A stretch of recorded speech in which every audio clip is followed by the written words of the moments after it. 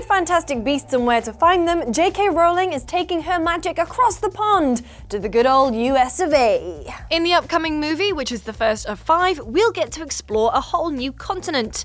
But while Rowling was fleshing out her wider wizarding world by unleashing mythical beasts on 1920s New York, fans were digging deep into the existing world of Harry Potter, reading between the lines and presenting fascinating new perspectives on the stories we know and love. While these fan theories are unlikely to make it into Potter canon, that's not stopped us from digging through the weirdest and wildest ones out there. So here are 5 Harry Potter theories that are genuinely convincing.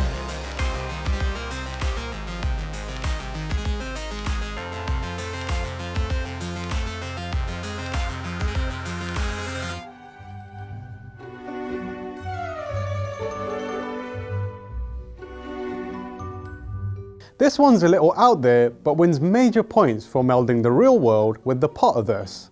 Reddit user Nacho Bitch posits that J.K. Rowling is actually Rita Skeeter. For those who may not remember, Skeeter is the enchantingly nasty witch/journalist that is known for writing porkies in the Daily Prophet. Nacho presents the idea that Skeeter developed a bad reputation in the magical community after years of writing stories based on bad sources and half-truths. To get away from this, she took refuge among the Muggles, where she made ends meet by writing stories under the name J.K. Rowling. Although her work continues to be based on the wizarding world, she takes considerable creative liberties, which is why the magical powers that be leave her to it. I mean, who's gonna believe that you can access a whole different world by running at a wall in King's Cross Station? Millions of people. That's who. Anyway, we're quite fond of this theory, as it ties back into the idea that a universe of magic exists, but us Muggles just aren't hip to it.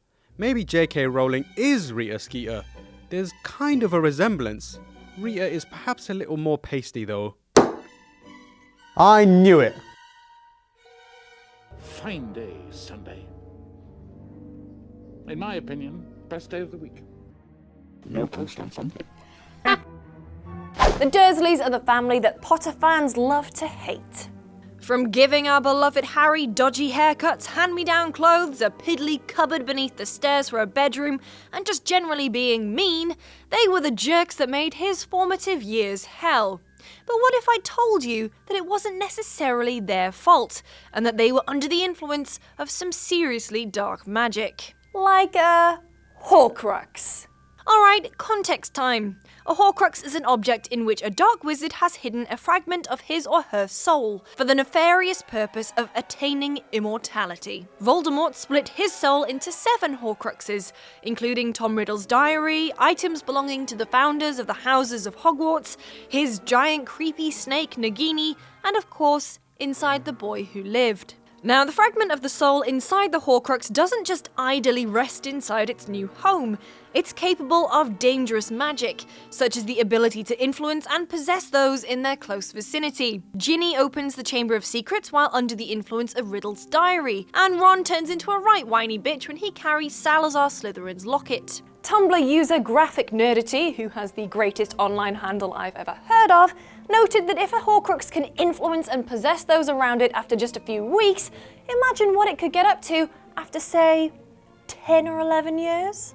As Harry is technically a Horcrux, he'd be unwittingly pumping out dark, negative vibes to his immediate family, resulting in their horrible treatment of him over the years. So what, I'm supposed to like the Dursleys now? I'm supposed to feel sorry for them? It's not gonna happen, okay? You can't make me.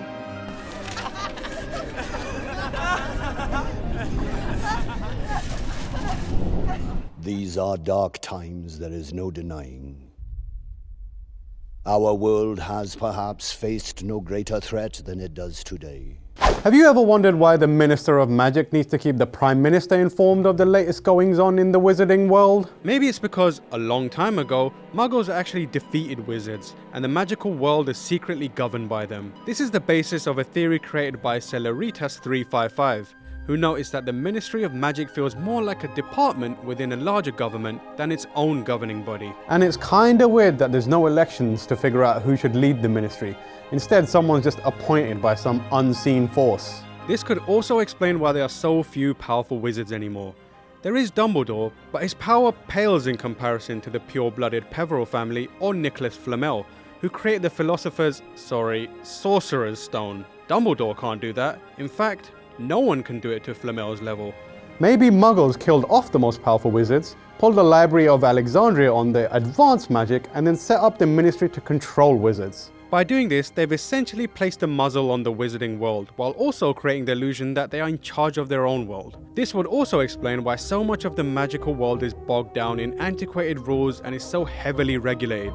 Spells and important artifacts need to be registered and tracked, so the focus is on enshrining and preserving existing knowledge instead of developing it further. It also creates a separation between the two worlds, so wizards never quite grasp the potential of modern Muggle technology, which could tip the balance of control if they did. Imagine wizards in cars doing drive-bys with Uzis and wands. They'd take over the world overnight, and then tweet about it.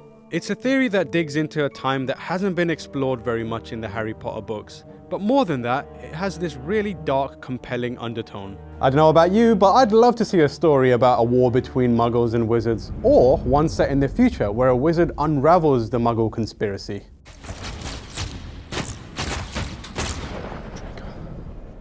Don't be a brat. Do it.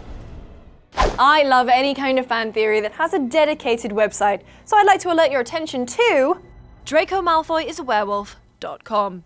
Let's review the evidence that Brittany and Nick from Draco Malfoy is a werewolf.com have put forward. They point out that throughout the 6th book, there's an ongoing storyline that Draco is super stressed out, and generally a little bit sickly looking. We put it down to the bad thing that Draco does at the end of that book, but maybe it's actually because he got bitten by a werewolf. Specifically Fenrir Greyback, a truly evil werewolf who wants to contaminate as many young witches and wizards with his affliction as possible.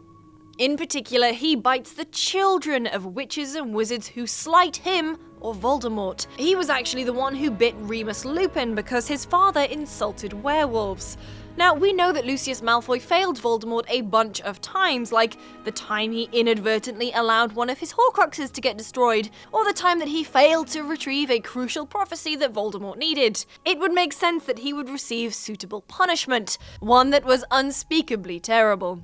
There's some throwaway references to Draco's new affliction as well. Draco shows someone his arm and says that Fenrir Greyback is a close personal friend, and he'd hate for him to have to come pay a visit. And at one point, when the Death Eaters discover that Lupin and Tonks are having a baby, Voldemort tells Draco that maybe he can babysit the cubs. Now, given that the Malfoy family are so shouty about the fact that they're purebloods, it wouldn't do well to have a werewolf in the family now, would it?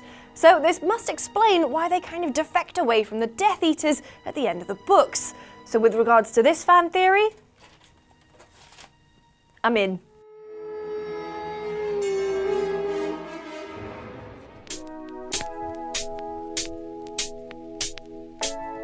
It was all a dream.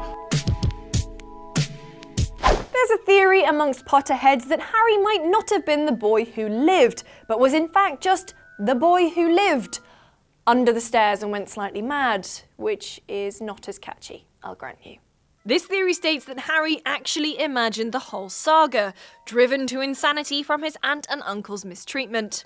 The meat of this theory comes from Harry Potter screenwriter Steve Kloves, who once revealed that in the first draft of the script for Harry Potter and the Sorcerer's Stone, that Harry would talk to his broken toy soldiers, and his pet spider, Alistair. The whole point of this was that when Hagrid appeared to have that long, laboured conversation with Harry, you wouldn't know if Harry was a reliable narrator or not, and be unsure if Hagrid was real. Rowling actually responded to this one. She said, "I think that's a fabulous point, and it speaks so perfectly to the truth of the books. I've heard it suggested to me more than once that Harry actually did go mad in the cupboard, and that everything that happened subsequently was some sort of fantasy life he developed to save himself." It was all a dream is pretty much the worst ending in any type of fiction.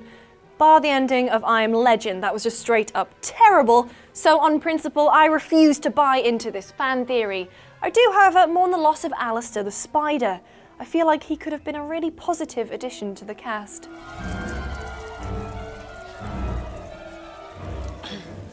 Well, thank you. So there we are, 5 Harry Potter fan theories that make me want to reread the books and watch the movies, looking for more clues. For more videos like this, subscribe to GameSpot and we'll see you next week.